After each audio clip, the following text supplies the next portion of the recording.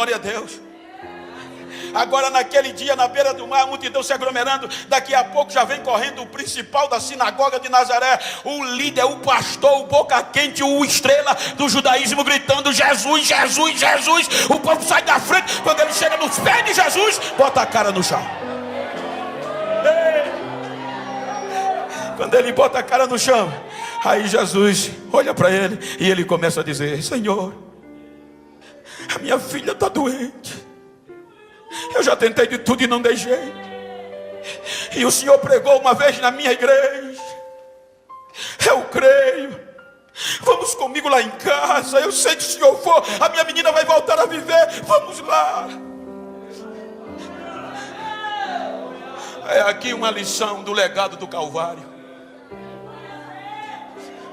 A gente tem que viver o legado do Calvário. Jesus voltou de uma viagem cansativa, missionária de dias.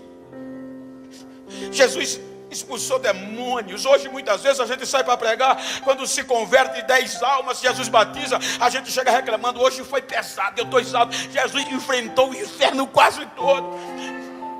Chegou em casa, não teve direito nem de descansar. Aí chega Jairo chamando para ir na casa dele. Se fosse Genival Bento, possivelmente tinha dito: vou nada.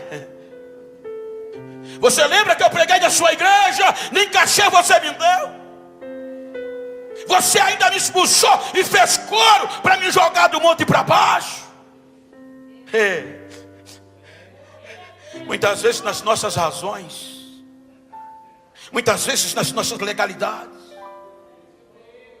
muitas vezes nas nossas posições, a gente se enche de rajão e se esquece do maior legado do Calvário. Jesus, quando sabia que ia ao Calvário, ele olhou para os seus discípulos e disse: se vocês pregarem bem, todos saberão que vocês são meus discípulos. Não, ele não disse: o novo mandamento eu dou a vocês, se vocês aprenderem a cantar bonito, todos vão saber que vocês são meus discípulos. Não, ele não disse isso. Ele disse: se vocês amardes uns aos outros como eu vos amei.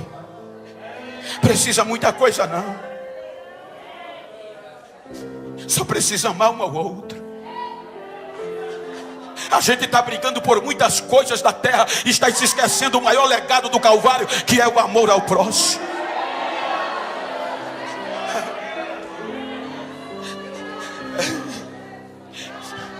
Eu lembro que eu não sou saudosista, mas às vezes dá saudade. A gente não tinha estrelas nos nossos púlpitos. A gente não tinha popstar nos nossos púlpitos. A igreja não precisava assinar contrato nem depositar cachê para ninguém vir pregar. Nada contra, nada contra. Fique certo, isso estou dizendo porque me vem a memória do amor. Sabe quem ocupava os nossos púlpitos, as nossas igrejas? Os pés rachados, os ignorantes, os promode, Jesus, os pra riba. Não tinha hotel para ficar, mas olhava para a família e dizia: véia, fica aí, meu amor, eu só venho para o mês. Você vai para onde, meu filho? Eu vou sair para ver se Jesus me dá uma alma. E passava 15 dias andando a pé, enfrentando rios, para ganhar uma alma. E quando ganhava, voltava regozijado. Hoje a gente tem tudo fácil.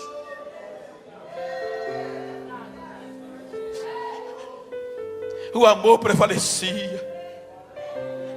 Jesus tinha 1000 motivos para dizer a Jairo: eu não vou. Mas ele olha para Jairo e diz: vamos lá, Jairo, eu vou com você. Eu vou devolver teus sonhos, os teus projetos. E ele parte para a casa de Jairo.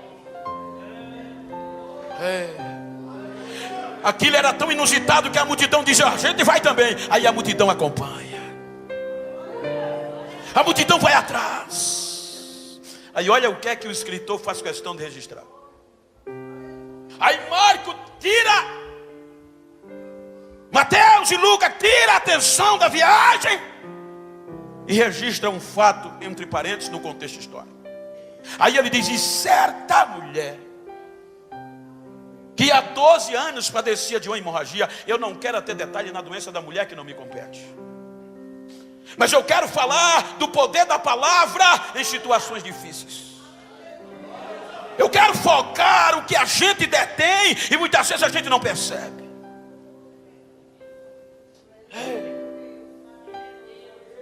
A doença que aquela mulher foi acometida era uma doença terrível. Era questão de saúde pública.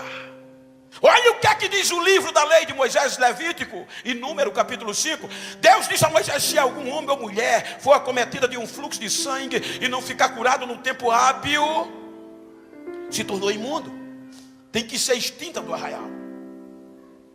A doença que aquela mulher foi acometida tornou-se questão de saúde pública.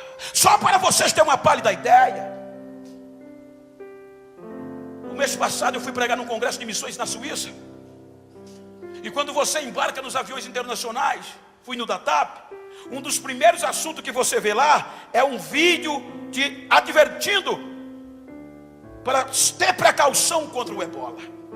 Os irmãos lembram do ebola, um pequeno vírus que impactou o planeta? Eu vi por causa do ebola, aeroportos fechados, pessoas sendo arrastadas para quarentenas. Eu vi hospitais lacrados. Porque quando a doença se torna questão de saúde pública, não é mais um pedido, é uma ordem, é uma lei, é o Estado que tem que ir lá resolver. Então a doença daquela mulher se tornou questão de saúde pública. Não foi um pedido, foi uma ordem. A lei entrar dentro de casa, a Bíblia não diz, mas a história diz que aquela mulher tinha uma família. Deixa eu só citar pelo menos 4 coisas que essa doença tirou daquela mulher, que na ótica humana eram irreparáveis. Primeiro, a família. As autoridades entraram na casa dela e arrastaram ela de dentro de casa sem misericórdia para o arraial dos imundos. Primeira perda, a família. Segunda perda, o direito de ir e vir. Porque está escrito na lei que quem tivesse esse tipo de doença não podia andar livremente. E quando chegava no arraial, vestia um vestido, um fardamento característico, colocava uma tábua cheia de sino no pescoço com uma corda. E se quisesse se movimentar, tinha que manter uma distância de 100 a 50 metros de uma pessoa comum. E ainda tinha que, ao invés, além do sino fazer barulho, ainda tinha que vir gritando: eu sou imundo, eu sou um projeto falido, eu sou descartado, eu sou imundo, para dar tempo os 100 ir embora. E a terceira perda, o direito dela adorar. A Bíblia diz que quem tivesse aquele tipo de doença, nem no pátio da igreja poderia chegar. E uma coisa cruel para o judeu era tirar ele o direito de adoração. Você lembra o que aquela mulher do poço de Sicá disse a Jesus? Quando as tribos se separaram, você veja que ela era judia. E depois que o cativeiro voltou, eles voltaram, eles já habitavam em Samaria. Aí desde a divisão das 10 tribos que houve essa disputa. Judeu agora não se relacionava com os que moravam no norte na Samaria. Quando eles voltaram do cativeiro, veja que lá tinha o poço denominado o poço de Jacó. Aí Jesus, o sistema é bruto. O sistema é acostumado a ver pessoas que se diziam santo não se aproximar de leproso, de imundo, de doente. E o que contrariava era que Jesus falava com os leprosos, tocava nos doentes. Jesus ia lá, conversava com eles. Aí Jesus vai passando em Sicá, aí resolve parar. Manda os discípulos comprar algumas coisas. Aí chega no poço, está uma mulher samaritana. Aí ele diz: dai-me de beber desta água. A mulher se assusta: como pode você, sendo judeu, pedir água de beber a mim, que sou uma mulher samaritana? O senhor não sabe que os judeus não se relacionam com os samaritanos? Se tu soubesse quem fala contigo, tu me daria de beber e eu te daria de beber da água viva. Ele não perdia tempo.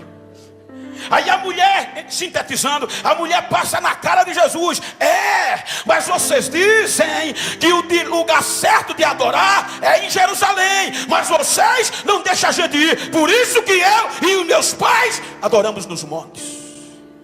Aí Jesus diz: filha, a gente fala do que sabe. E eu te digo uma coisa: a hora está chegando.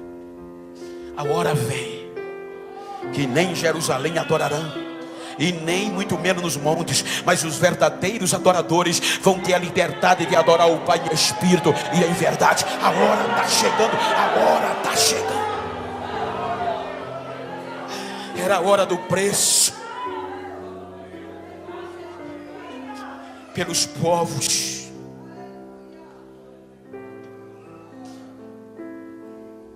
Aí a mulher agora vai para o arraial dos imundos. E a quarta e a pior perda: família, direito de ir e vir. A terceira, adoração. A doença roubou tudo dela. E a quarta foi a pior: a identidade.